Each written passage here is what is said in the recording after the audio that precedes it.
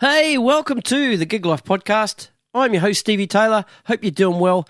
My guest today is Serg Dimitrijevic.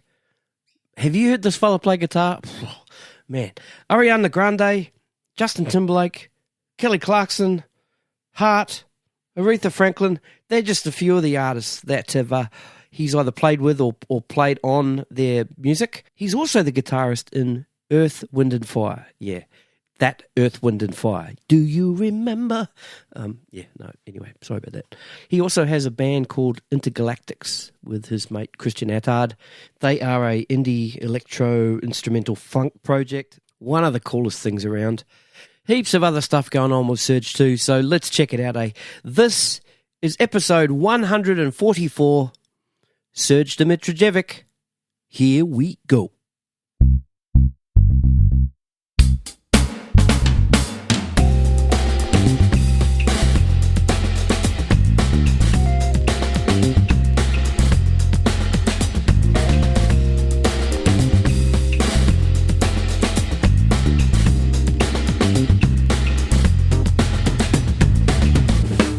All right, I think we're rolling. Hey, you, Serg. What's going on, man? What's good? How are you, brother? I'm good, mate. Good to see you again. Yeah, you too. So I'm in Sydney and you're currently in LA?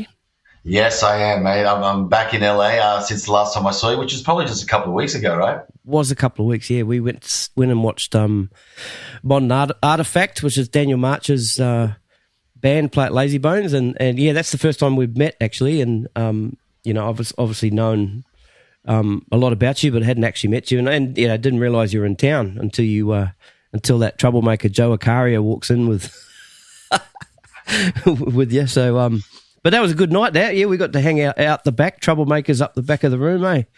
Yeah, it was a top night. No, it was really good to meet you too, man. I've obviously heard your podcast, and like I said, a lot of the fellas were talking about you, and especially the troublemaker Joe Acaria, as you said. So. It was good to finally put a face to a name as well, you know. Oh, good stuff, good stuff. So where in LA are you based?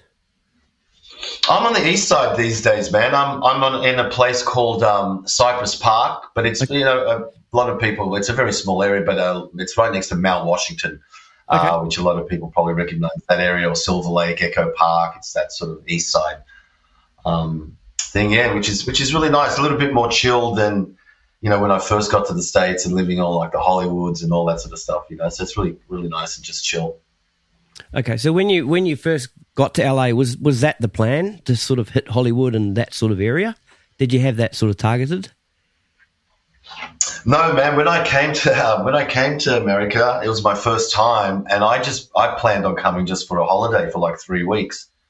Right. Then I ended up staying. I'm here 17 years later. So no, I had no plans, man. I had just plans to come and hang, and then stuff happened, and I ended up moving here. So yeah, and then I just happened to sort of be a few of the fellas that were here that I knew that I started something with. One of them was living in Hollywood, so that's where I sort of started off right like there, So we'll get into the whole how things sort of happened over there in LA, but what I'd like to get in first is, that I before we hit record, I asked you how to pronounce your last name. So I'm going to give it another crack. So it's Dimitrijevic. Yes, very good. Yeah. Okay. Dimitrijevic, yeah. Oh, man.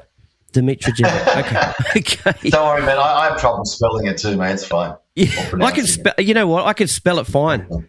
I can spell it fine. No, look, I apologise, but no worries. Yeah, right. Can I ask you about the origin of the name, and we'll talk a little bit about your family, and and then sort of roll into how music came about. And yeah, well, I was born in Serbia, in a place called Pančevo.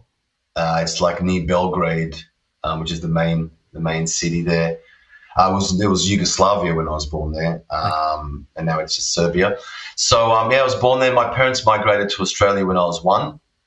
And, young kids having a kid, they were like 22, 23, whatever, and they just go on, Dad had an uncle here doing some stuff. And at the time, Australia was wanting people from overseas to come and migrate and, establish the place and populate it. So my parents did that, they didn't speak any English. And they came with a 1-year-old, and so that's how I got here, and then going to school and all that sort of stuff. But the good thing was my parents were always, they were young, so they would just listen to a lot of music, always into music. No one plays in my family. Like, there's no musicians that I grew up with, like dad or dad's brothers, uncles, all that sort of stuff.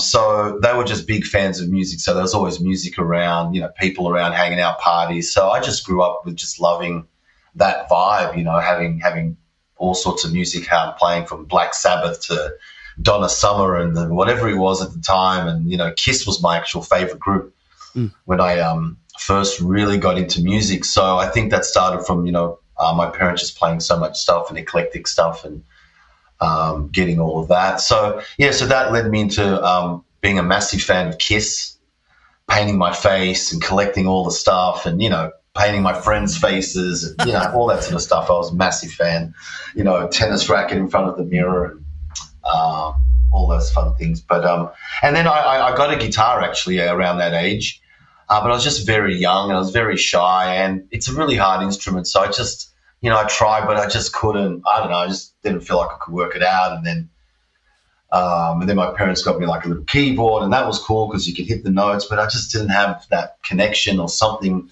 I was listening to Kiss, but they didn't have any keyboards in the band. So I was just trying to work that out. So. But the love for music or listening to music was there early on from the folks, and then that sort of transpired into really loving, like Prince was one of my favorites, and still is my absolute favorite. And then Michael Jackson, Madonna's. Then I got into like all the rock stuff and some 80s metal and all this sort of stuff. So that sort of kind of got me wanting to sort of play again. I was in high school. And there was a friend of mine that just bought a guitar and was taking lessons. And, we were all listening to the same stuff, all guitar-based rock music, And then so we were, so he was doing that. He's like, man, you got to check out my new guitar, blah, blah, blah. So I was like, cool, let's do it. So we skipped school. We had sport, but we skipped that. So we went to the music store so he could show me this guitar. And, it took it hours. I can remember it was red and it just looked amazing, man. I was just like blown away. I wasn't even playing, but I just thought, wow, this thing just looks so cool, And then he started playing. He was taking lessons and he was playing an AC/DC song, Long Way to the Top. And I'm like, oh, that sounds great, man. That sounds great. And for some reason, I don't know why, I said, oh, can you show it to me? And he's like, yeah, sure. He showed it to me and I don't know what happened, man, but it just felt like all the planets aligned at once and the clouds parted and, I ended up kind of just playing it, and that feeling that I got was just like, I'm like, what the hell just happened, So, I come home and the next thing it's like, hey, guys, I want a guitar, So Mum was like, okay, who's got one now at school that you want to be like? I said, no, I promise.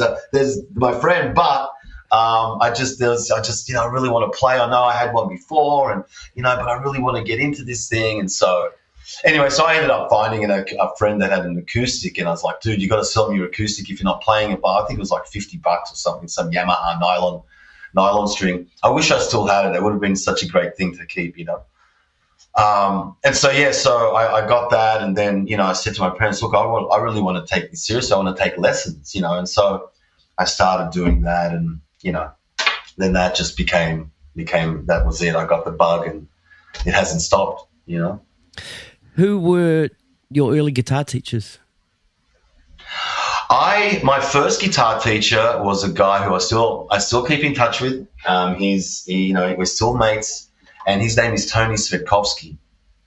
And I was learning in Hurstville. There was the Guitar Factory, which was a music store at the time, and it was the closest one in my neighborhood because I sort of ended up in my sort of teenage years, early teens, sort of growing up in that area, going to high school in the area. So that was a logical thing. So I went there, and he was really cool. He was just a few years older than me, had long hair, and it's just like cool dude. But he was fantastic. He was a big influence. And I kind of started off the right way, which I liked. Well, there's no right way, but for me it was the right way in the sense of like, starting with learning actually to read music and scales and theory and all this sort of stuff that I really, really am into, have been into because of that. I just love that language of music and all the stuff that goes with it, So he was one, and then there was another guitar teacher who was teaching there as well, a couple of teachers there. And then I got into university and went and studied music there for a few years. And then, I'm still studying and I'm a student for life, man. So, it's a lot of it is just like listening to stuff, learning stuff, and playing with people, and all sorts of getting stuff from all sorts of instruments and all that sort of stuff. So yeah, the influences and the teacher, like I said, was Tony, and it started from there. And yeah, man, so I'm so happy it's still going. That's cool. What was the uni you went to? Yeah, I went to Wollongong. Uni. Wollongong Uni. Okay, cool, excellent. So what's the basis of that course down there? Is it like a contemporary music course, or was it a jazz type? Yeah, well, that's the thing, man. That's what I was trying to do. I did the auditions. You got to audition for all this stuff. Well, I don't know what it's like now, but back when I finished high school, I had to audition for like the conservatorium and any other institute that was offering a music program. You had to audition and playing, written exams, oral exams, all that sort of stuff. The sad thing for me, I was really hoping to go to the conservatorium, which was like, as I had I really wanted to do that. I passed all the tests, but unfortunately at the time, my school, the high school that I went to, its overall ranking, I think the score was too low for them to accept me. What? And I was pretty bummed because, they were like, yeah, because from memory, there was a tertiary entrance rank after you did your HSC, which also, it was separate to your HSC then. And then what that meant was that your overall school had a mark, and then that affected your chances of going to certain tertiary institutions. Wow. And so, yeah, it bummed me out. So I know, it was the only reason I didn't get in. But, like I said, I auditioned not just there, I auditioned for Wollongong and maybe one other place, I can't remember. But it was only about 2 or 3 auditions, I think 3. And then, like I said, I didn't get that because of that, and they wrote me a letter, and I was pretty bummed. But anyway, I got into the others, and I chose Wollongong, and I was wanting to go in to do jazz studies and all that sort of stuff, and they had a private program at the Wollongong Uni there. They had a private program, but the thing that happened was once I got in, they stopped funding that program, so that wasn't available to me, and I was like, But anyway, so I know. I was like, oh, well. But I got in, and so I thought, look, I'm going to make the most of it. And then I selected, I can't remember. I changed my major. But my first major was music performance and, it's a whole bunch of stuff, which was really cool. And then the curriculum changed the second year, and I wasn't really happy how it was going and this and that. So I kind of did the second year. And then the third year, by the third year, I was really working a lot in the scene. So I was just kind of like, what I was going to get as a degree, it just didn't align to where my path was and what I really felt like where my future would lie. But I did get so much out of being in school and just being immersed with kids every day, like me, just all about music, and just that's all it is 24/7, So it was great. It was really cool. Mm. Oh man, that's Man, I'm giving you some long-winded. I love it. I love it, bud. I love it. That's really interesting. That about the whole school score. Like I've never heard. I have not been deep into education. I was I finished high school, and this was in New Zealand in Form 6, which is about year 11, I think it might be over there. That's when my schooling sort of ended. So I'm not sort of aware of tertiary or that kind of stuff. But that's news to me about how a school's overall score, especially if you're a high achiever and you're at that school. Like obviously you like you said, you got through the exams and you did everything that was required in the audition. But because your school had a ranking, you couldn't get in. Man, it was totally paperwork, and that's why they were bummed. I was bummed. It had nothing to do with my ability, and it just basically was, this is how it works. And I think it was the first year that this tertiary entrance rank things actually started. And I asked a friend of mine, my best friend, one of his kids just did his HSC, and I asked him about this stuff, and I said, man, do you guys still have this TER?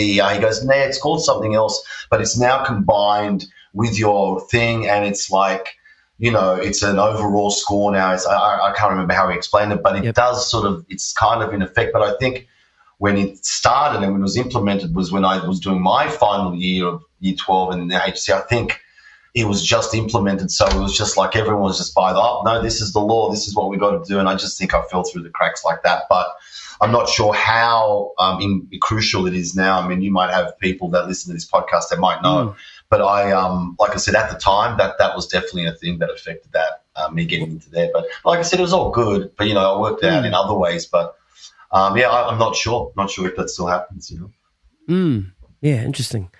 All right, so you started to get out there and play around the scene while you were, studying. Obviously, you're meeting all these like-minded people, like you said. What's some of those first sort of you remember your first gig? You remember your first paying gig? My first paying gig. Holy shit. Yes and no, kind of. I couldn't remember the first one, but I can definitely remember the year I started. I mean, I was kind of in sort of original bands when I was in high school.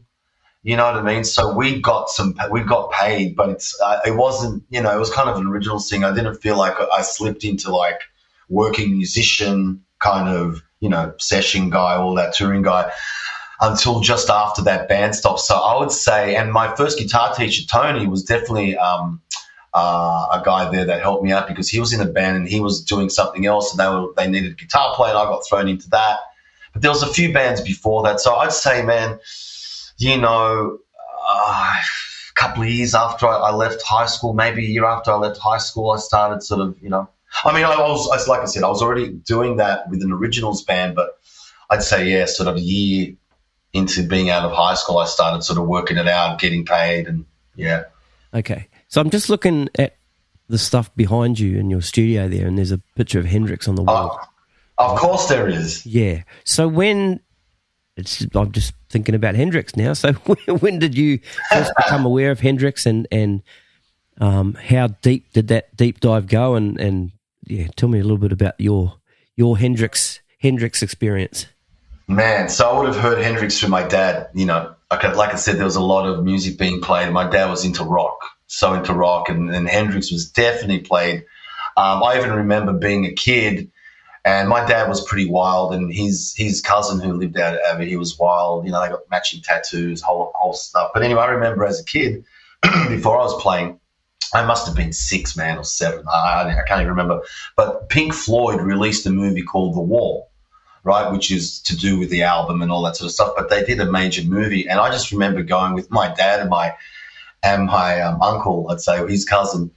And I'm sure they smoked some stuff before they went in, but I wouldn't have known. But anyway, we went and saw stuff like that. So, so between those two guys and that, the Hendrix thing would have happened around that time. And I remember being in primary school in Australia. I remember as a kid we had school fetes where they would put on a day, maybe on a Saturday, and then you'd be able to go into the school grounds and they'd be selling sweets and treats and books and a whole bunch of stuff, right? And I was, as a young kid, I had a turntable and speakers, and that's how we were listening to music at home and cassettes. So I had a little collection of records from, being a Kiss fan. My parents would buy me Kiss records, and I'll never forget, I went to this school fete and, parents gave me probably $2, which, you could buy 40 items at that back in the day. So I'll never forget it. I was going through records and I saw a Jimi Hendrix Live in the West. I bought it. It was 20 cents. It was a live album, and I just lost my mind. I'm like, what the hell is – I mean, obviously I'd heard Hendrix, but then I had this record in my hands. I could look at him and I could just look at the names of the songs, and it was just a whole experience. So that happened. Then, I got into it. If you can see on my left here, I've got Prince in the bottom there too. Those two guys are like, my absolute heroes. But the funny thing was, man, once I really got into guitar playing, I kind of didn't go through the Hendrix thing. I was kind of, believe it or not, I mean, I went through the Prince thing, Michael Jackson and all that, but I wasn't playing guitar at the time. But then when I started getting into the rock stuff, then I listened and heard a guy called Yngwie Malmsteen. I don't know if you're familiar with him. Oh, yeah, man. But yeah. So, but anyway, that absolutely blew my head, and that was the time when I started playing guitar. So then it was all about him. So unfortunately, there was a period of Hendrix where I just sort of stopped and was into all these guys and into the playing and getting, chops and really being able to be proficient at the instrument. I was really dedicated to just working on my technique, all that sort of stuff, man. Yep. But then once I started teaching, I remember a student that was so heavily into Hendrix, and he would be bringing me songs to learn. For me to teach him, and then it'd kind of be like, I wouldn't waste the lesson trying to learn it and show. Then I'd spend that week. And then following week, I'd teach the song and so forth. But in that week that I would sort of have to sit down and go, oh, yeah, I've got to learn that song for this student, for that, the connection was like, oh, my God, that's right. Where have I been? Then it just blew my head away. I dug deep into every record. I mean, I'm the biggest fan. I know a bunch of, it just changed my playing. Definitely changed my playing, because it was like, oh, my God, this is it. This is why he's Hendrix. And so that's how I got back into it. Like I said, it was a little period where it wasn't forgotten. It just wasn't as appreciated in my young mind at the time. But then, like I said, through teaching and having to revisit that stuff and actually sit and learn the stuff, I was blown away, man. I was absolutely blown away. And like I said, and since then, it's like he's just, he's the one. He changed guitar playing, electric guitar playing forever in my eyes, Yeah. So, Very good. Okay, let's get back to the gigging and that sort of stuff. Okay, so, yeah, you had the sort of high school bands, original bands and stuff like that. So when and who were the people that you were starting to surround yourself with to get yourself into the Sydney scene and start doing gigs around town? And because, yeah, that's how I sort of first heard about you, and I've heard of a lot of people I've talked to on the podcast. Your name's come up a fair bit because you were here. So do I owe them money? No, just give it to me. I'll hand it on. No worries, you got it. Yeah, man. So let's talk a little bit about your time in Sydney now. So. Yeah, so like I said, after high school and stuff like that, and that original stuff that I was doing, man, it was actually an established sort of metal band that I was playing with. I really want to recognize that, because it was incredible to start with that, because I was still in high school, and these guys were older than me, and they've already been established. They've released music. They've been doing live gigs and some tours and stuff. So I was kind of in a cool little spot. So I'm in my high school uniform going to rehearsals, and then they're going out with girls and doing their whole stuff. So it felt like a very professional act, and we were rehearsing 3 nights a week, every week, regardless if there's gigs, no gigs, writing songs and, money, this and that. So that was, like I said, I just wanted to acknowledge that, because it was such an amazing time for me. And I just felt like it really gave me a little bit of grounding as to being professional and what it takes. And the dedication, you know what I mean? The dedication of just being in a band, and that's what I really loved about it, because I just wanted that. That's that's how I was wired, and I think it was great. So anyway, I just wanted to just acknowledge that part. But yeah, so I started doing some gigs, like I said, through my teacher Tony, passed some stuff on. But what I remember the most is that I wanted to surround myself with people that were what I thought were better than me as far as playing goes, or have been doing it longer, or have, done some gigs or sessions or tours that I might have admired the artist or whatever it was. I was just hungry. I was really hungry. So I would, want to surround myself with that. And when I wasn't playing, I would go to gigs to watch these legends, who I was going to see. And who I thought were like amazing, and they were doing what I wanted to do, and at that certain level, and all this sort of stuff. So Sydney was fantastic, man, for me, in that sense, where you could go out every night and watch 5 bands a night, and you're watching the best musicians in Sydney or in Australia, depending if they're coming through or whatever. And you're just blown away. I was blown away, every night, And so my focus was to do that, was to try and surround myself with people that are doing things, and and I remember also just trying to get out there to, do free sessions for people, demos, just to obviously build up my chops in that scene as well. So, I did that, but I also had a little recording set up, so I would practice with that. And so I just immersed myself in everything that I could, and I just really dedicated myself to, being professional, learning the songs before the rehearsal and not at the rehearsal, and so just being prepared and, trying to give my best. And, you learn along the way.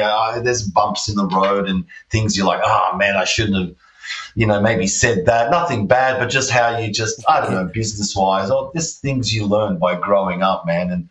And so, yeah, I found that that's what I wanted to do. I wanted to sort of be the guy that was doing a lot of gigs, sessions, tours, all that sort of stuff. So I just wanted to surround myself and, be in front of people that were doing that or get to meet them. And, I remember going to gigs and then getting up to play or whatever it is, just to sort of, be heard. I just wanted to be heard, I don't have the best gift of the gab to sell myself and to tell you. I even here in LA, man, I'm not good at that stuff. I wish I was better. I'd probably have more work. But I always knew that I just felt most comfortable if I could just play, just get in, just jam and play and, make that speak for itself, and then hopefully everything else falls into place, Just before we dive a little bit deeper into that, what you just mentioned something, you just said something then about sort of having to, not having the sort of gift of the gab to be able to sell yourself. Like, so being in LA, how much of that is involved? Like, say for example, you get a mediocre style guitar player, but he's fucking good talker. He's got the best bio. He's got the best picture, and you put him up against someone who doesn't really talk that much, but's a mean player. How does that kind of work? I mean, you would have been to auditions and that sort of thing and seen all that sort of stuff firsthand. So what sort of element, or how much of the element is that in LA as compared to, say, here in Sydney? Well, the thing in I'll try and answer this in a couple of answers, but I think unfortunately in Australia we've had, and you would have heard about the tall poppy syndrome, and it's a thing. It's real. And the thing is, I found it a way of like, it's a challenge. You know what I mean? It's like, okay, well, you got to sort of rise to the top to be seen, heard, all of that sort of stuff. But what I've realized from living in America is the downside of that is it just doesn't encourage sometimes individuality, or, because you don't want to bring someone down that's trying something different. How do you get new artists? How do you get new art? How do you get stuff that's different? You know what I mean? I just find that's the double-edged sword. Like for me, I took it as a challenge to sort of push through that and go, I'm going to show you kind of thing. But also living here, I've noticed that, people here encourage individuality and you trying something different. They don't try and put you in your place, and, So the gift of the gab thing, I think, has been, I don't have one, is because I've learned in Australia not to talk about myself or talk up about what I'm doing, because you're a wanker, mate. It's like that whole tall poppy thing, where you can't be better than me kind of thing, which, like I said, that's okay. I don't need to talk. I'll just do the work, which is fine. That's it. But over here, having that gift of the gab only gets you so far. It'll probably get you a foot in the door, but at the end of the day, man, and always, I don't care if you're in Australia, in America, or anywhere in the world, at the end of the day, it's the playing. And obviously, you've got to be a cool person because, doing any gig is like 2 hours of playing. Then the rest of the 22 hours, let's say if you're touring or whatever, it's hanging out and being cool. So there's a lot that goes with it. So, but the gift of the gab and talking yourself up thing, it's kind of, it doesn't get you the gig. It'll probably get you maybe a foot in the door because you're so comfortable and, all of that sort of stuff, But at the end of the day, it's a few other factors, I'd say, Very good. All right. So back to Sydney. I'm just trying to lead up to how you jumped on a plane and got over to the States. So, and then we'll talk about all that sort of stuff. So, all right. So, you come out of high school, you're out there now, you're meeting like I said before, like-minded people, but you're going out and you're watching people play, and surely you're starting to get into these circles of all these musicians, based on the people you know now, obviously. When did the US start to pop into your head that it was time to go over there and check it out and have a hang? Well, I've been fortunate that I got to a point that I was very busy. I was doing a lot of sessions, playing with all the big artists in Australia, and doing gigs everywhere and stuff like that. And, I was so fortunate, so grateful, and I got to a great point, and I was like I said, so happy, so grateful. There was so much work. I was one of the guys. There's a whole bunch of us, but I felt like at that point when I was here, I was one of the guys that was fortunate to have a little bit of that top sort of tier work. Yep. And then, I don't know, I just kind of felt myself being a little, I don't know, complacent or something. I was just like, why am I like feeling a little bit, I don't even know how to put it, but I'm like really excelled in my profession. I've got a great career. Things are going awesome. I'm like, there's nothing for me to complain about. Absolutely nothing. I'm, doing, like I said, playing with all the artists, TV stuff, tours, sessions. I'm like, what else? Like, it's like there's, Yep. So, maybe I was just working a lot and stuff like that. So I thought, man, I need a little break. I was just had so many tours back to back. We'll come home and this and that. And I just remember at one point I was like, man, I think I need a little vacation holiday just to sort of have a little break. And then I had a few buddies that were already kind of in LA, and I was like, man, I've never been to the States. I should go to the States. I'm like, man, it's time. I've been to Europe, been a whole bunch of stuff, and toured elsewhere with some artists around the place. And I was like, man, I've never been to the States. And like, and some of the fellas that were here were like really close friends, And so I was like, let me do that. I had like 3 weeks. I thought, let me do 3 weeks. I was thinking of maybe going to Japan and catch up with another friend, but I thought, let me do 3 weeks there and just hang and, and then I'll come back, and then I had a year full of work and all that sort of stuff. And so I got there or got here, I should say, to LA, and I don't know, man, I don't know, whatever was going on and the stuff I was just seeing and what my friends were involved in, I was like, man, this is so cool. It's a whole nother energy. A whole other pace, just America, LA, it's like I said, it's my first time, so it's all just so fresh and new, man. And so I just, had an opportunity for me to sort of stay, and I was like, do you want to stay and hang? And I was like, why not? So I wanted a change, and so I did. I sort of decided to do that, and pretty much gave up everything that I had happening in Australia, and moved over here, man. You mentioned the pace was different here, over there. Sorry. So what do you mean by that? Oh, everything's a lot quicker. Like people, when they want to do something, they're like, let's do it now. Let's get it done. And there's no, okay, so let's get together on Friday. We'll talk about it. Then next week we can, it's like, no, we're talking about it now. That's it. It's so the pace of just everything being everything happening is, I feel, a lot quicker, and I think that's also just due to a lot more people, in the place, and it's just a cultural thing too, I think, But over here, I just felt like the pace was like, holy shit, you've got to be ready, you got to be in there, and I feel that till this day too, man. Like if I don't feel like I'm busy enough, I feel like, man, I feel like I'm out of the loop, or I'm not. Working or whatever it is. So it's same with me, man. I think we might sort of think the same way. I've got to be busy doing something. I have to have something going on, otherwise, I just fall apart, man. Yeah. Yeah, no, I hear. I hear, bro. So, yeah, man, that's the difference I find here is that, and I think, like I said, it's a lot more people. And the culture's different, We're a little bit more laid back, which is fantastic and awesome. But that's the pace of Australia. So when you come here, you definitely notice the thing where it's like, man, people want to get stuff done now, So, which is cool. I like that, Okay, so went over there initially for 3 weeks, decided that you were going to stay, right? you would have had to make some calls back to some artists or whatever you had lined up back home. How tough was that? Oh, yes. and it, was there? You don't have to name any names or anything, but was there any sort of pushback from any of those calls that you made, or everyone's like, "Oh man, this is fantastic. Good luck to you, Serg"?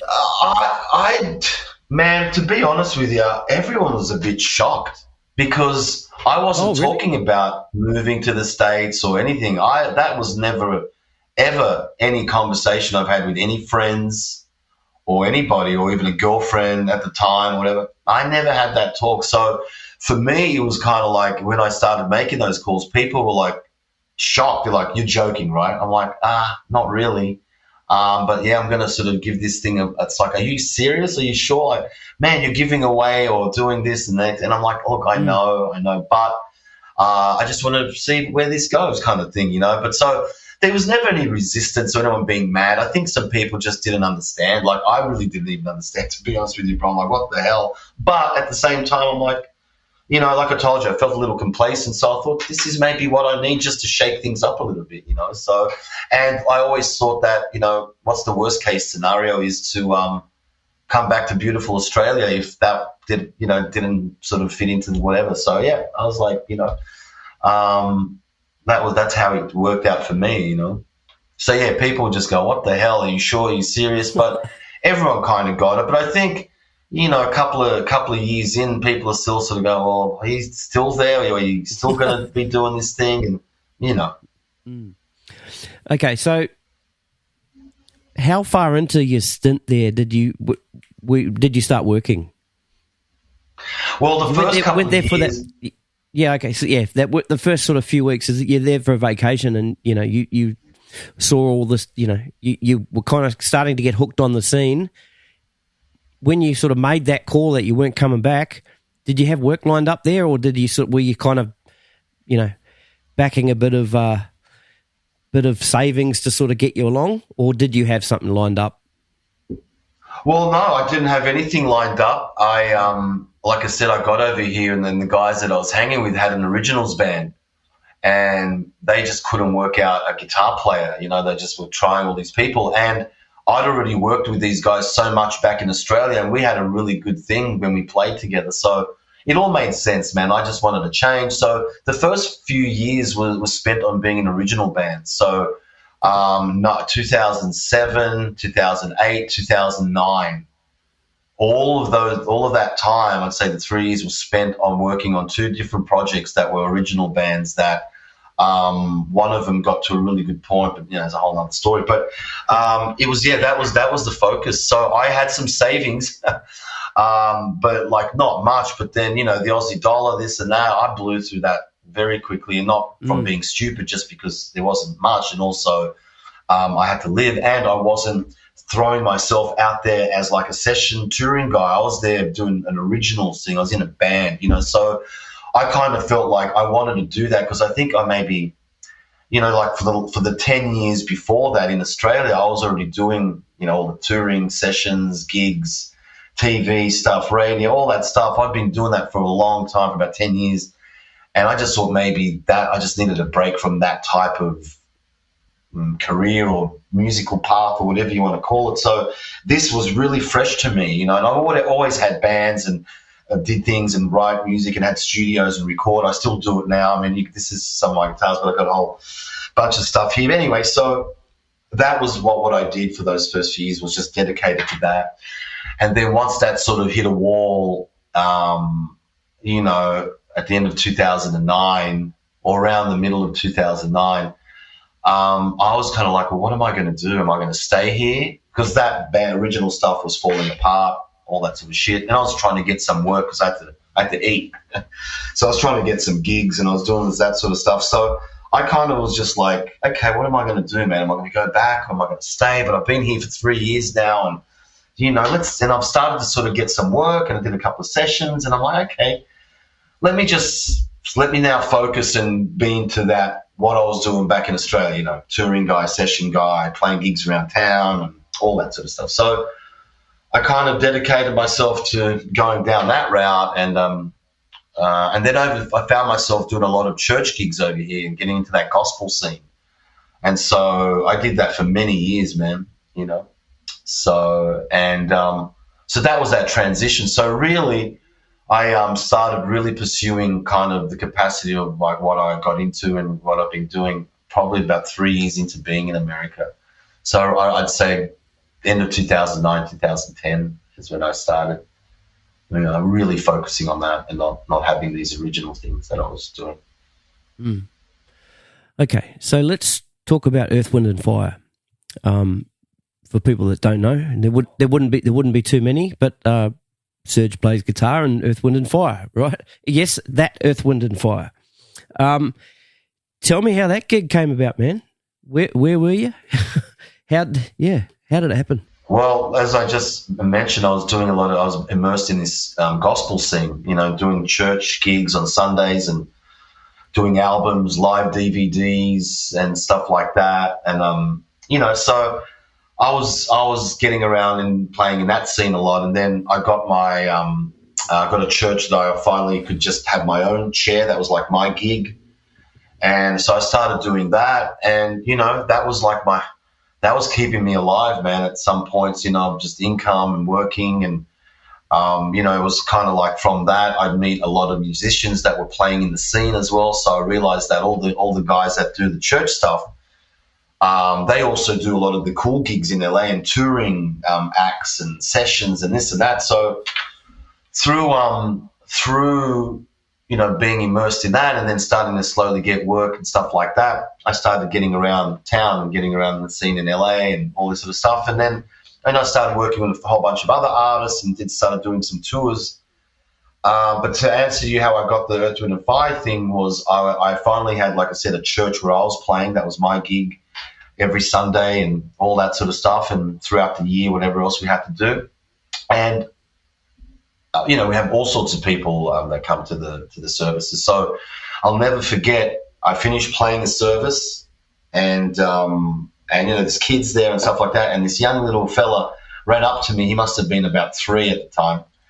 Ran up to me and he came up to me and he was like strumming the guitar. And, you know, I'm like, oh, you want to play? And his dad came up saying, oh, man, I'm so sorry. I'm like, no, it's okay, cool. You know, I'd love to encourage him, whatever. So that happened a couple of times. And then, long story short, that same guy whose kid came up to me, he ended up sort of coming in and playing a couple of services. And I heard him play and I'm like, man, this guy he's not just a weekend warrior. This is another level, right? And so, you know, we started talking. I'm like, who do you work for? And he's like, man, I play for, you know, I'm the musical director for Earth, Wind and Fire. I'm like, no way. I said, bro, that's my favorite band in the world. Like, you have no idea, you know. So, and I'm like, oh, great, you got to let me know when you guys are playing, blah, blah, blah. So long story short, he hired me for a session. I ended up doing a session or two for him. And, you know, this went on for a couple of years. I was already touring, doing some other stuff with other bands. So sometimes I wasn't at church because I'd be on the road and I'd come in. And then 2014, it was March. I'll never forget. I came in, I was on the road, came off the road and came into church. It was a Thursday night rehearsal. That was the thing. We had Thursday nights rehearsal. Sundays we had the 2 services. And he happened to be there. His name's Myron McKinley. And so he happened to be there, and I'm like, oh, good to see you, man. How you been? I just got off the road. How's, you know, you been busy? Yeah, blah, blah, blah. And so he asked me, he said, what are you doing on Monday? This was a Thursday. So what are you doing Monday? I said, oh, man, not much. What's going on? He said, Earth, Wind and Fire are doing a record. Need you to come in for a day to help with some pre-production. Man, I don't know why. I think I had some stuff on, but I made sure that I was free. Ended up doing that pre-production day. You know, and like I said, Earth, Wind and Fire is and still has been my favorite band of all time. I mean, how could you not love the music and the catalog? So I've studied this stuff since a kid, and Al McKay and Johnny Graham and all the guys that have been in there rolling. I've worshipped these guys, man. Steve Lukather on some of the record. I mean, it's just like, it's amazing stuff. So I was kind of like, yeah, well, I kind of know the music. I've played it in a million cover bands, all that sort of stuff, you know. So I kind of felt like, yeah, okay. So I did the first day and they were really cool. So they're like, hey, come in for the next day. I'm like, of course. And so that turned out being come for the rest of the week. And then that turned into being well, seeing as though you did all this pre-production and it was feeling good, like, why don't you do the album? And, I was freaking. I was like, I expected just that one day. Like, that was all I expected. But now to do the album, I'm like, holy shit, this is amazing, man. And so anyway, long story short, did the record.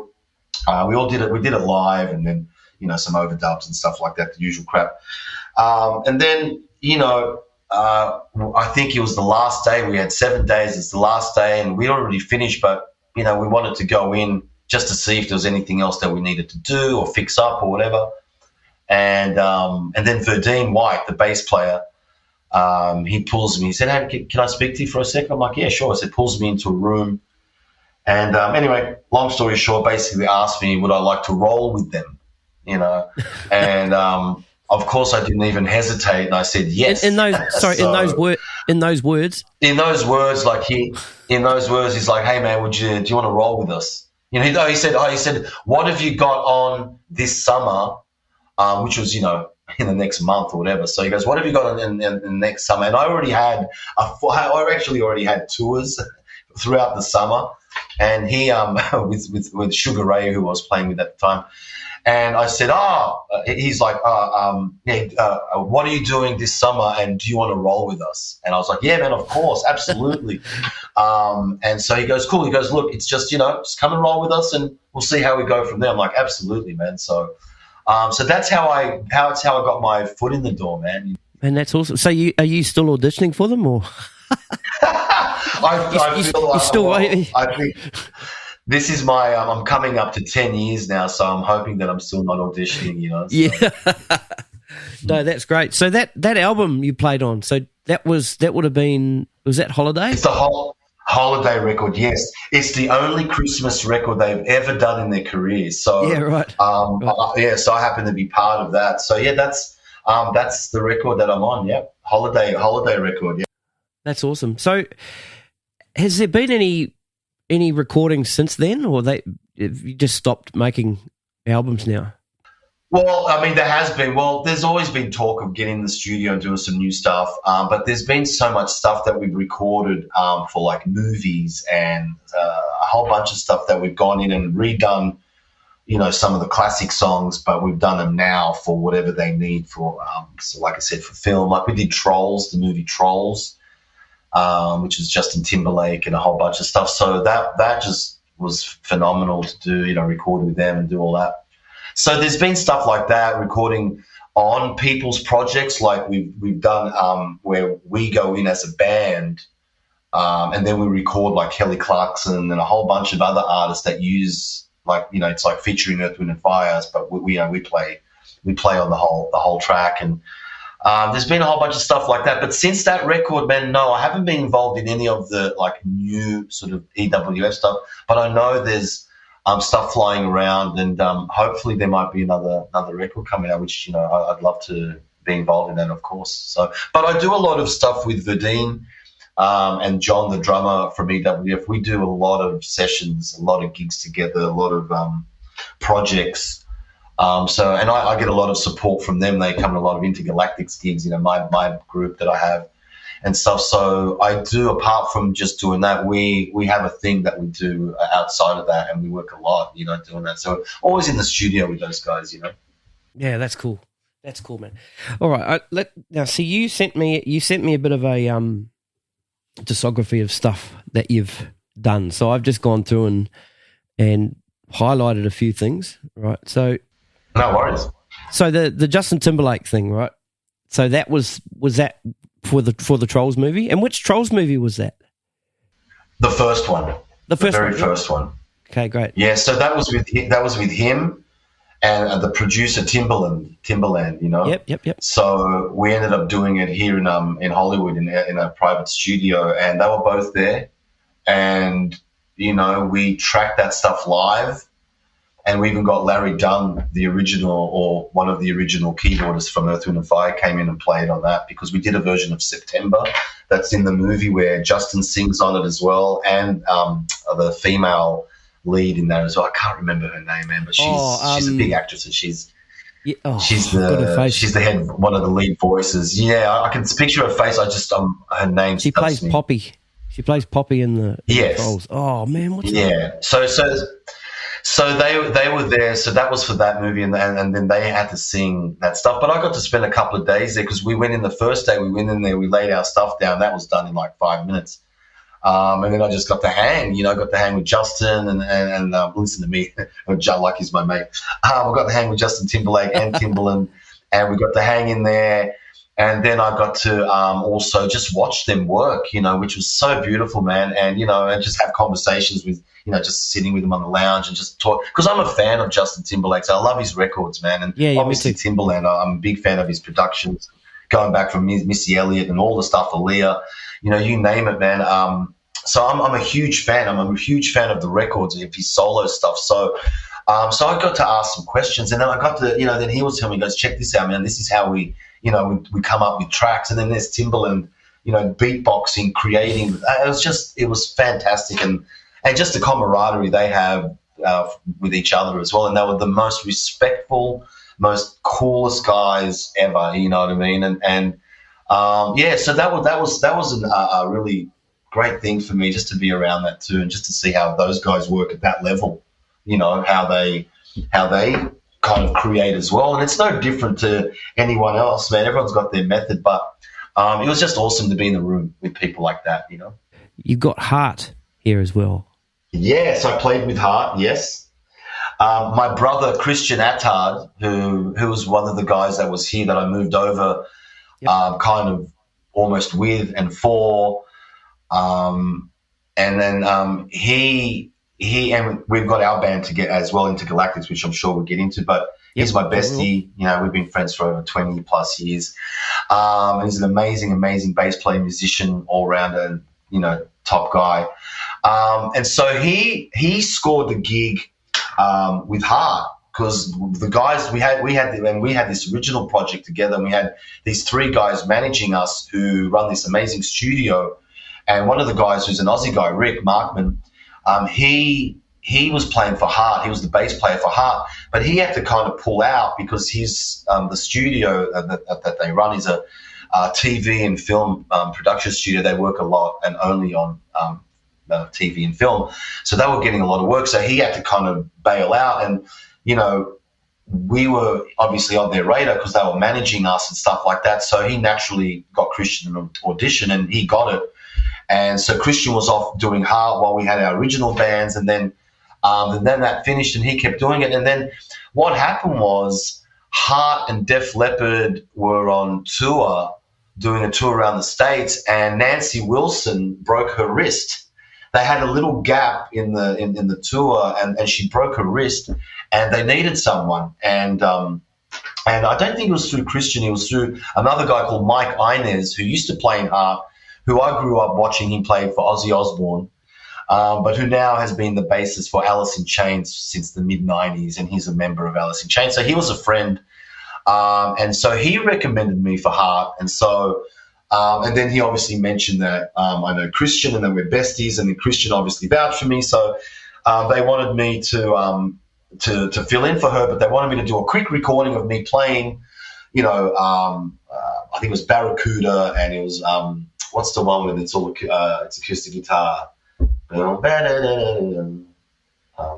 Magic Man or something. I can't remember. Anyway, it's been a minute. So anyway, so I did that, got the gig, and then next minute I'm on the tour bus with Christian, and we're touring America, playing in the same band with Heart, who's a legendary band who I'm a fan of and I grew up listening to.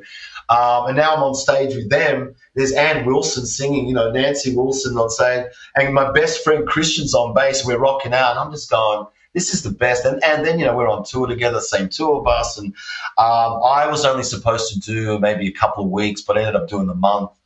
So I'm really good friends still with a lot of the crew guys and the production guys there. And I bump into them on other festivals because they work now with like Journey and a whole bunch of stuff. So it's really great. I still have that thing. I'm friends with everyone that I worked with on that tour. But that's how I got that gig, man. And then there was a few times over the years that I was called to sort of be on standby to jump up again and do it, but it never transpired again. But if it ever did, man, I'd do it in a heartbeat, So that's how that came about. And I ended up, like I said, I did play with them, and it was probably for about a month, I'd say. Yeah, I was on tour with them, So it was killer. I had the best time, man. It was the best, you know. That's great, man.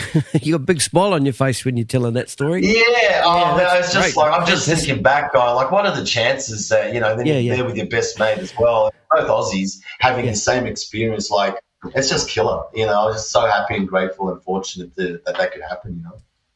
That's cool. All right, the next one, Ariana Grande.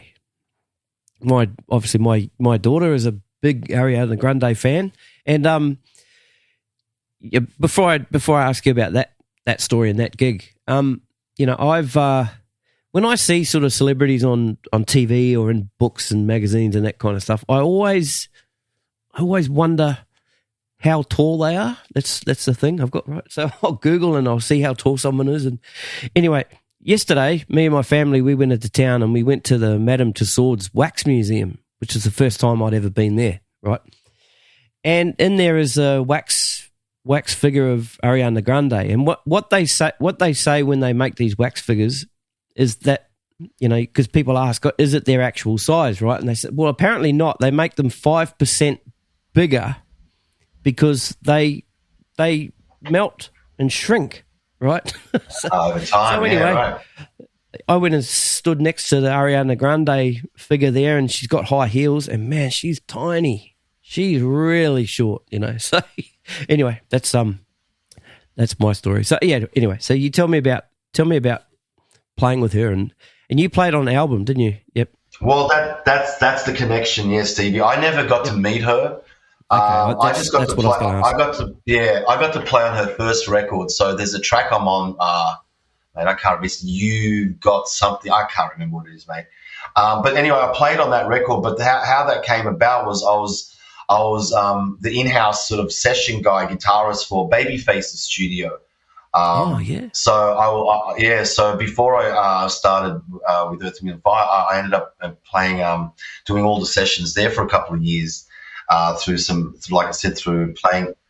You would have seen some amazing talent come through there. Wow, man, what a gig. That's great. Well, not always, man, because the thing is, it's like, you know, where I was working, it's called Brandon's Way. That's his studio.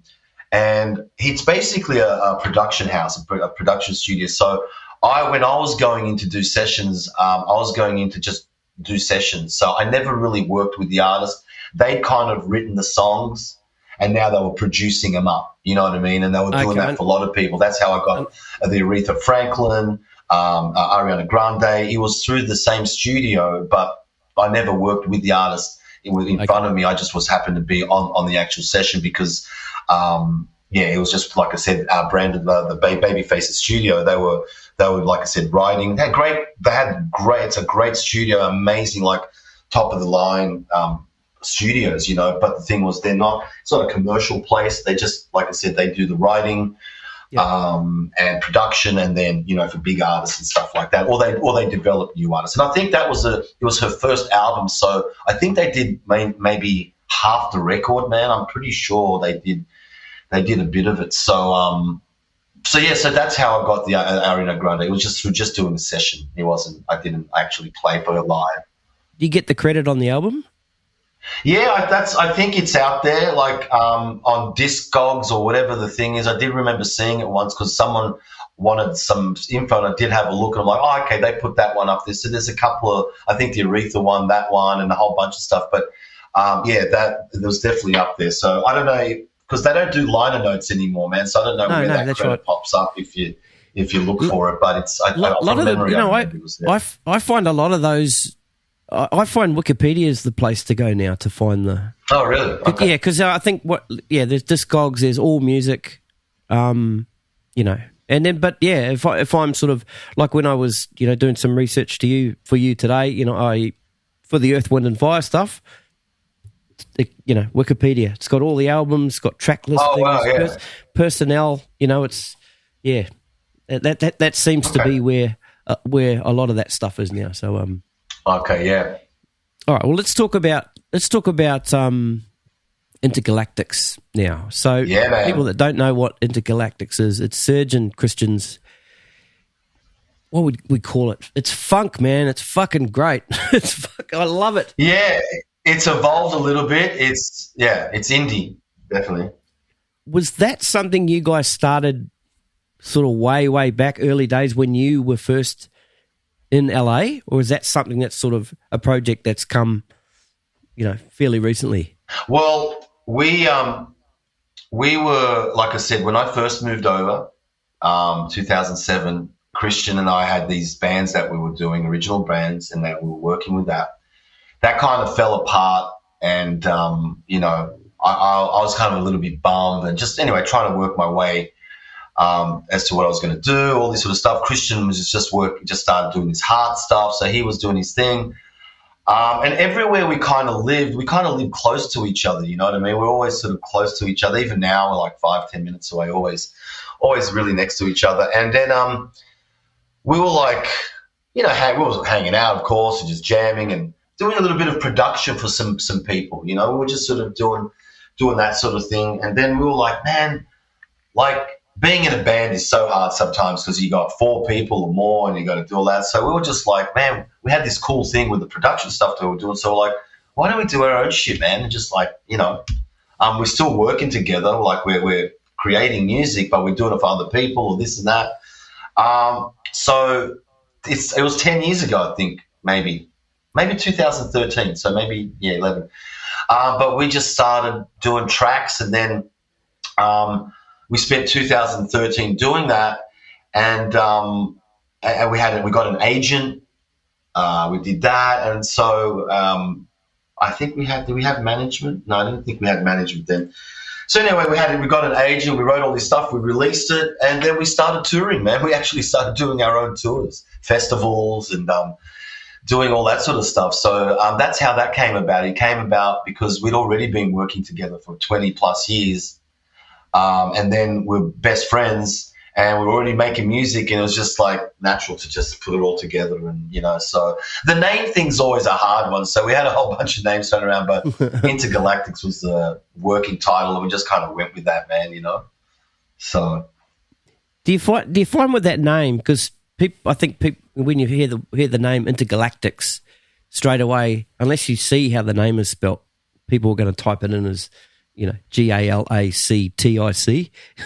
I know.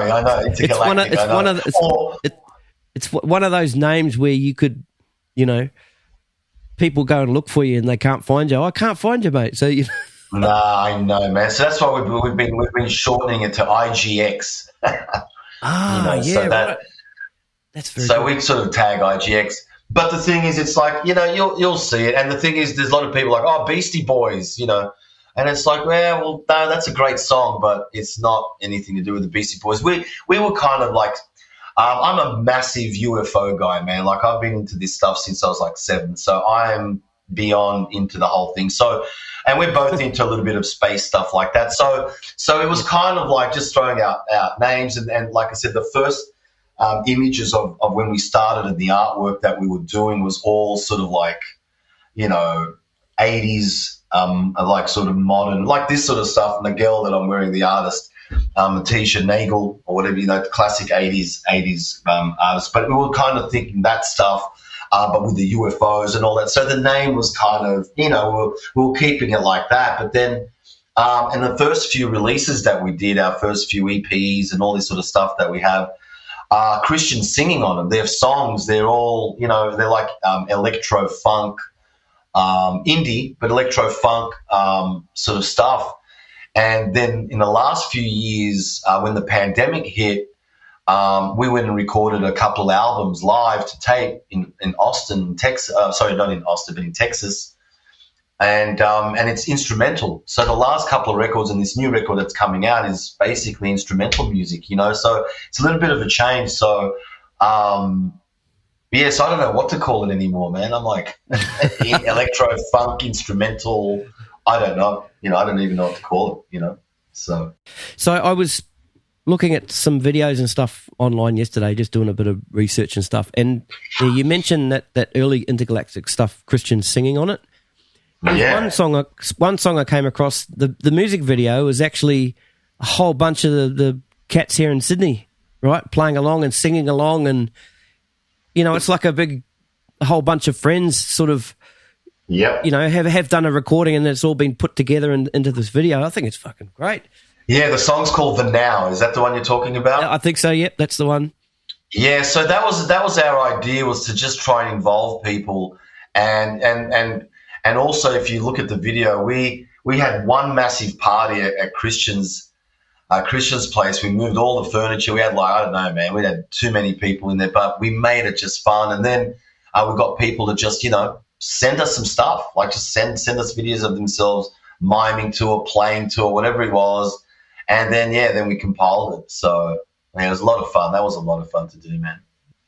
It's a cool track too. That was also produced by Maxwell and Dutch Duke.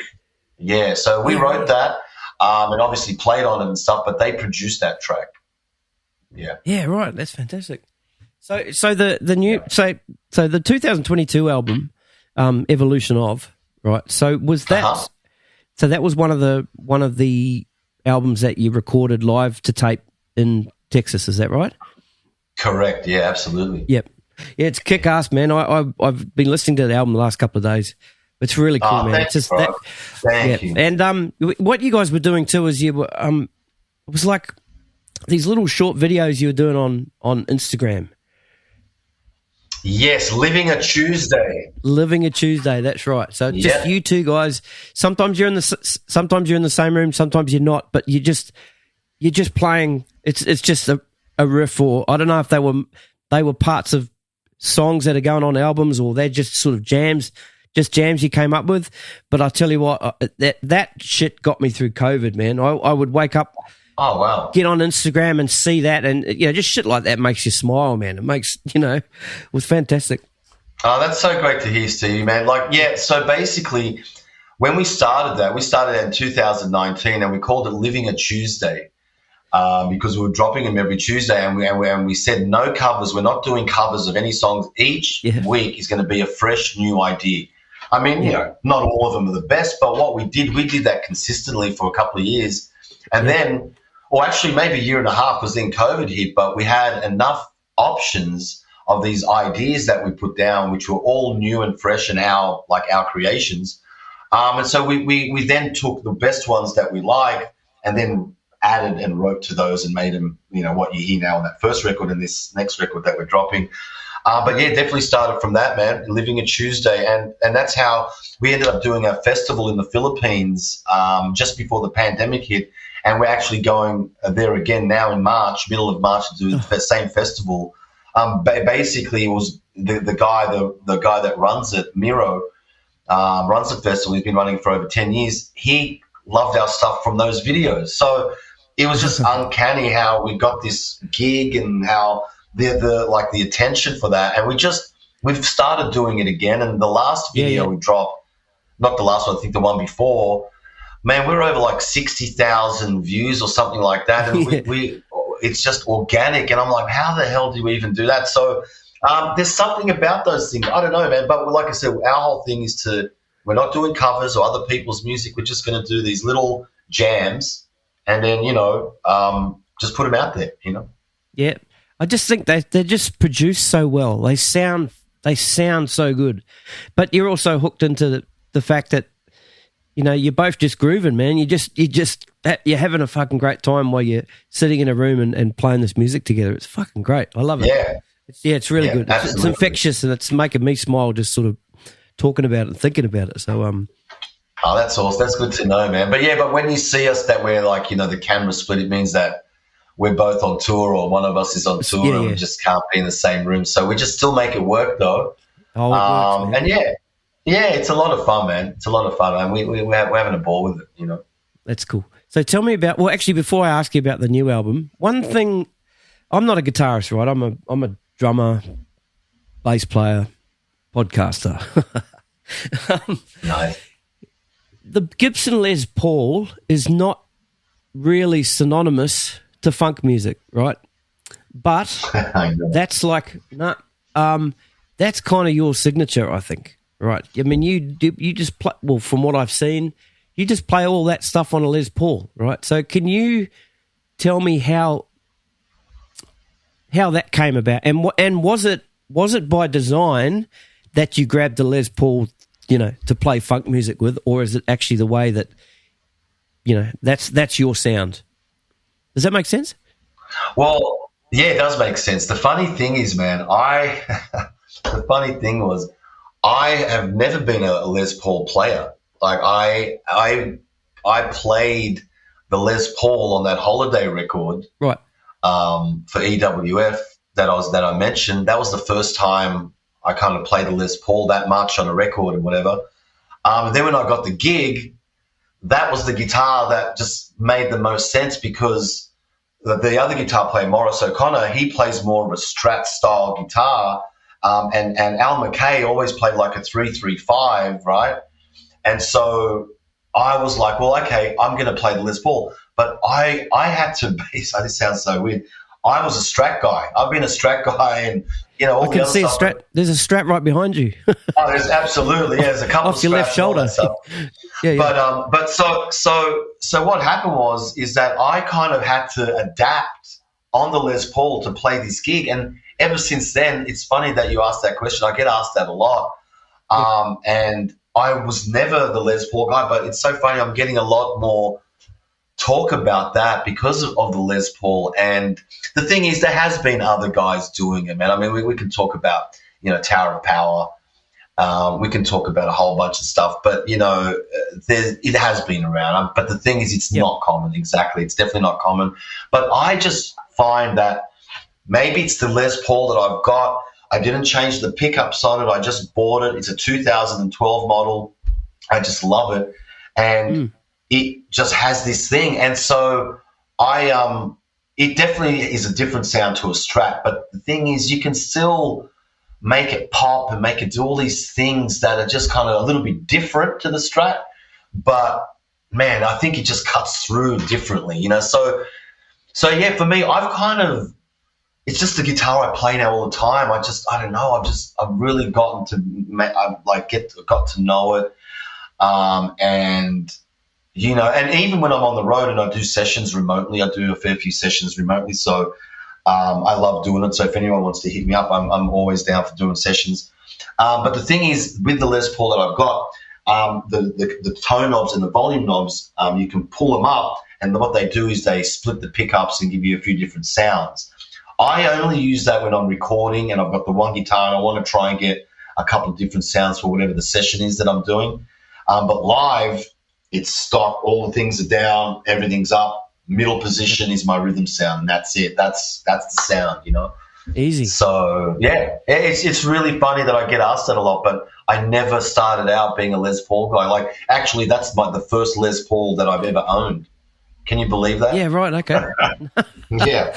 And it's not vintage, right? You just said 2012. So 2012. I've got another beautiful Black Beauty, which I got gifted to me by someone very special to me, and it was the most amazing gift I've ever received. But that Les Paul, the gold top, is 2012, a standard. It's got nothing that's like, and man, if I showed it to you, it's beaten up now. It's got it's really, really well worn in. I love it. It's going green, which Les Pauls do after a while. They start turning this certain green color.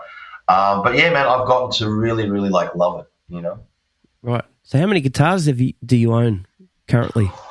Oh, I'd say there's about 20 or so somewhere, Okay. I have a few guitars also on the trucks with my other gear and stuff. So, of course, a couple of acoustics and some electrics and stuff. But yeah, but pretty much, I'd say around that. From sitars and basses and ukuleles and a whole bunch of stuff. There's quite a few things there.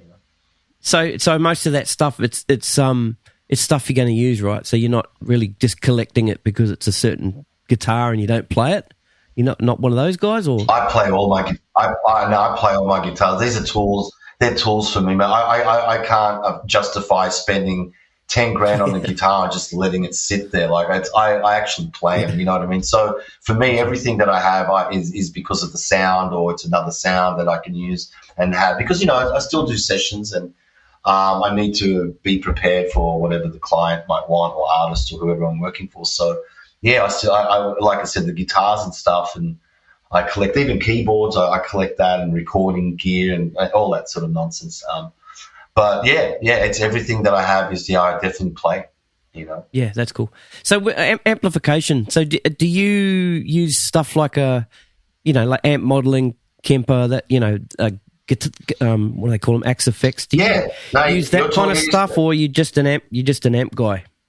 Live, I'm an amp guy, man. I do amps. I'm endorsed by a beautiful company. I love the amps. They've been my favorite. It's a company called Bad Cat.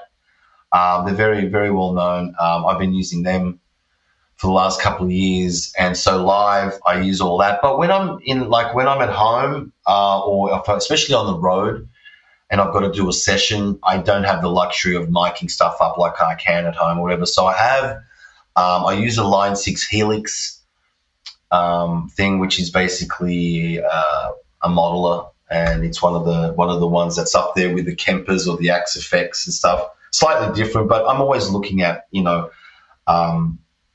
what's good with all that stuff. So that's what I use only for, like I said, for sessions that I'm like I said, for one, on the road, or two, I don't need to mic my setup up. There's more options there depending what the job is, but that's pretty much it. But yeah, live, oh man, all amp and yeah, cool, and valves and all that sort of stuff. Yeah, the good stuff. Good stuff. All right, let's talk about the new album.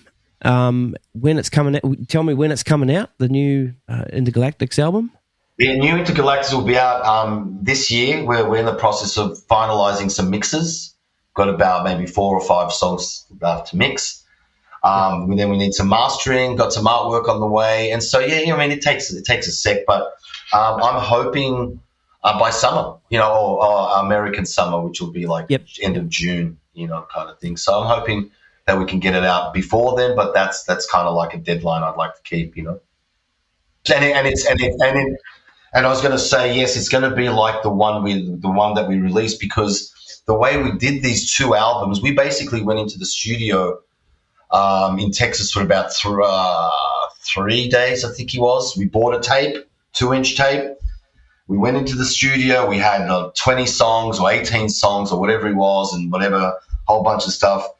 Excuse me. And then we just we recorded all of that stuff live, and now we split it into 2 records instead of one massive one with 18. Like we kind of split it into 2. So so those are the same sessions as the one we just released, but they're obviously different songs. But so the feel and the sound will be very much cohesive because it was done at the same studio. It was the same sessions on the same tape that we keep wiping over with the next song and next song. So yeah. So that's what you can expect the next record to be.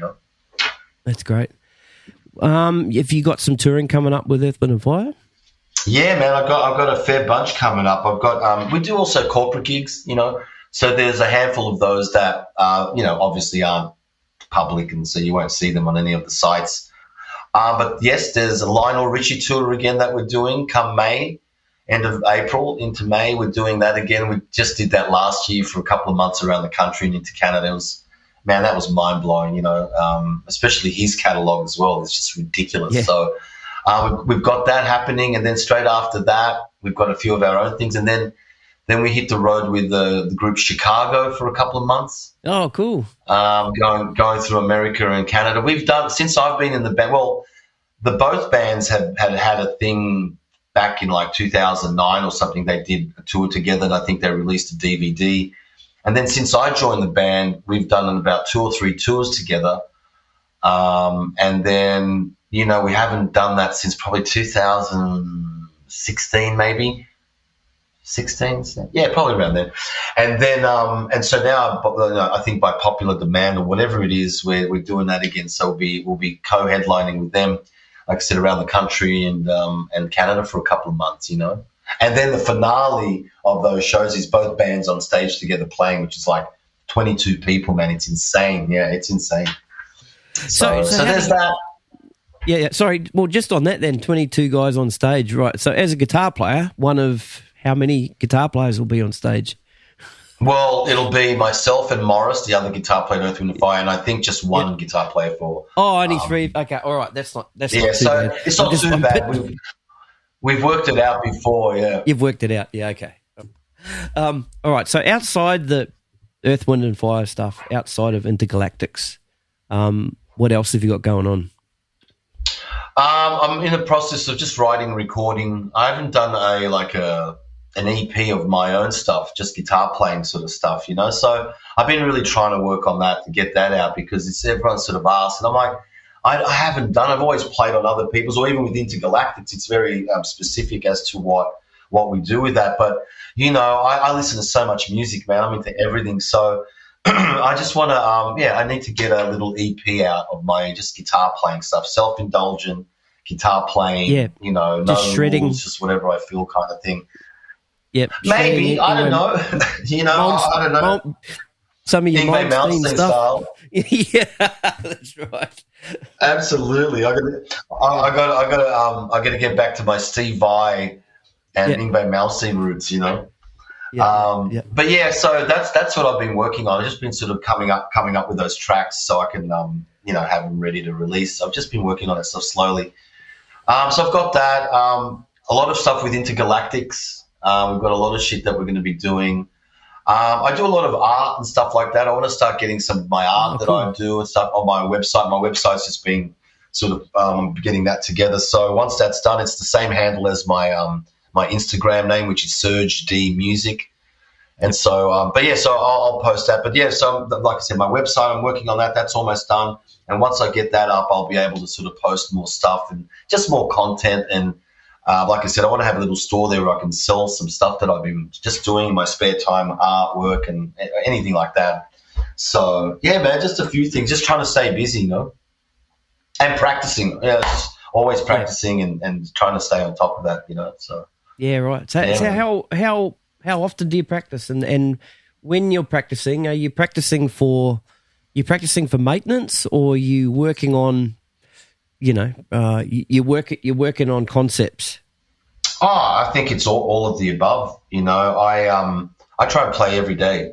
You know, every day. So the thing is, sometimes it's like I was just in Australia, as you know, when I met you, and when I do that, like the end of the year, or, you know, the beginning of the year, I will take some time off from playing because it's like I need to live life and experience it. So when I get back on it, I've missed, you know. So, I mean, I still, even when I was in Australia, I still had my guitar there. I'd play at night, but it's not like, you know, every other day. But there were some days I didn't. So for me, what I like to do is that I'd like to stay, you know, in good maintenance, you know. So I will always try and just, you know, do that. But then there's things that I do work on for sure, man. Always trying to get better, or just trying to open up concepts, ideas. I watch a lot of stuff online, man, and YouTube, and just sit there and, you know, I'll watch guys playing. Oh, that's a good idea, or what the hell are they doing? I'll try and learn that stuff, or whatever it is. But it's really different every day, you know, because like now, once I get off the phone with you, I've got a couple of rehearsals tomorrow and Thursday, and then I've got a lot of songs to learn. So I'm just going to be like last night till 1 a.m, and now after I get off the phone, there's just going to be learning songs. So I'm still playing, but it's a different type of thing, you know. I'm actually playing and learning these things. So that's what I'd like to be consistent, you know. So, you know, otherwise it's like when you don't play for a while, it's like, oh man. I feel like you need to spend a day just doing like exercises and just warming up techniques and all that sort of stuff, you know. What about you, man? Are you playing? Are you still doing stuff? I haven't actually actively played drums in a couple of years now, but I did have a bit of a hit out on Boxing Day. Yeah, got to have a jam with some friends, which was great fun. Good.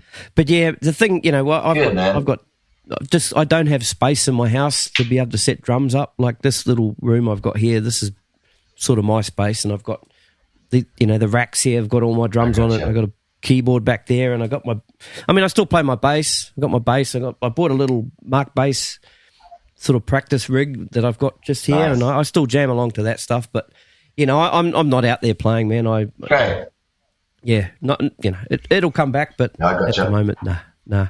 I'm just happy to talk about music, man. Yeah, love it. Oh man, I appreciate you. I appreciate you doing this, and you're doing a great job, and you're great questions, and it's just nice to be able to share some stuff and get people to hear it, and just to see what this crazy thing called music looks like when you're doing it for a living, kind of thing, Yeah, that's great, man. Thanks for the kind words, and yep, again, thanks for hanging out. And next time you're back in Sydney, let us know when you're coming back, and yeah, we'll go and watch another band together. And absolutely, we'll grab a couple of beers, mate, for sure. For sure, bro. All right, Serge, look after yourself, brother, and I'll talk to you soon. No worries.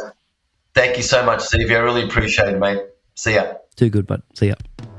Yo, it's Stevie here. I hope you enjoyed that episode. If you dig the Gig Life podcast, please subscribe, share, leave a review. Please follow us on Instagram and TikTok. You can send me a message if you have an idea for a guest or if you just want to say hello.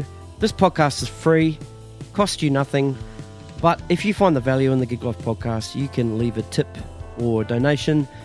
Links are in the show notes on your app. That's it for me for now. Catch you next time, guys. Cheers.